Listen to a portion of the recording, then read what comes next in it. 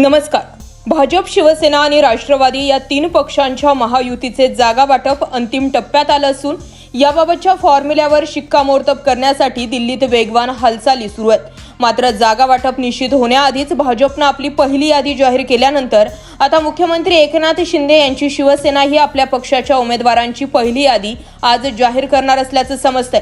एकनाथ शिंदे हे शिवसेनेच्या 10 उमेदवारांची नावे उद्या जाहीर करतील अशी माहिती आहे. राज्याचे माजी मुख्यमंत्री उद्धव ठाकरे यांना आव्हान देत एकनाथ शिंदे यांनी बंड केल्यानंतर त्यांना शिवसेनेच्या 13 खासदारांनी साथ दिली होती.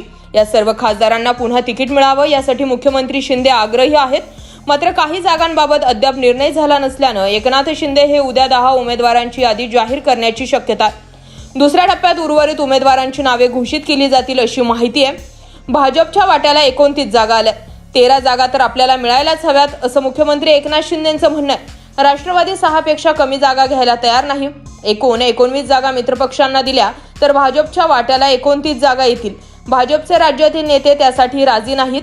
त्यामुळे आता चेंडू भाजप श्रेष्ठींच्या कोर्टात गेलाय. सूत्रांनी सांगितलंय की शिवसेनेकडील 2 मतदारसंघात नवीन चेहरा द्यावा अशी सूचना भाजपनं केली आहे. भाजपच्या बाबतीत राष्ट्रवादी व शिवसेनेकडून एका मतदारसंघाबाबत तशी सूचना करण्यात आली आहे. या जागांचा तिढा आहे.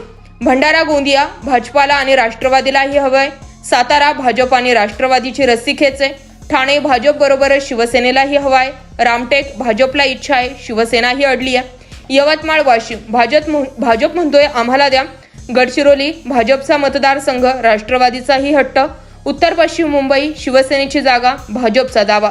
दक्षिण मुंबई भाजप सेनेत रस्सीखेच, मनसेची शक्यता. औरंगाबाद शिवसेना आग्रही व भाजपही अडून बसलाय. कोल्हापूर शिवसेना आणि भाजप या दोघांचाही दावा. Bureau report, the times news.